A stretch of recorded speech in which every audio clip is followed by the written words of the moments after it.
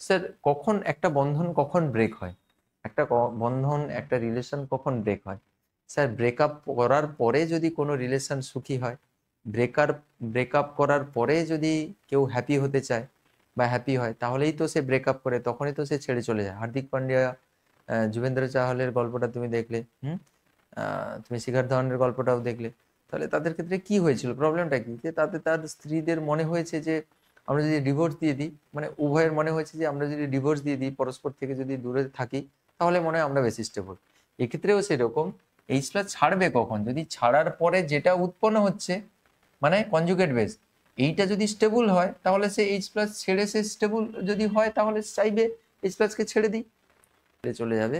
যদি সে ছাড়ার পরে সে যদি খুব স্টেবল হয়, সে যত যাই হোক না কেন, যত মেমোরি তোমার সঙ্গে থাকুক না কেন, তোমাকে ছাড়ার পরে যদি সে মনে হয় তার যে আমি বেশি স্টেবল হবে, আরো বেটার থাকতে পারবো, ছেড়ে চলে যাবে। এই জন্য ব্রেকআপ হয়, এই জন্য রিলেশন ভেঙে যায়, এই জন্য ডিভোর্স হয়।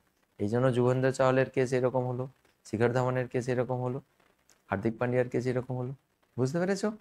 তো এ সবই কেমিস্ট্রি। হুম। ও, সব জায়গায় হচ্ছে কেমিস্ট্রি, কেমিস্ট্রি হচ্ছে ন্যাচারাল ফেনোমেনা। হ্যাঁ, কেমিস্ট্রিকে বুঝতে হলে রিলেশনকে বুঝতে হবে, আর রিলেশনকে বুঝতে হলে কেমিস্ট্রি বুঝতে হবে। ওরা কেমিস্ট্রি পড়েনি, ওই জন্য মানে বুঝতে পারেনি।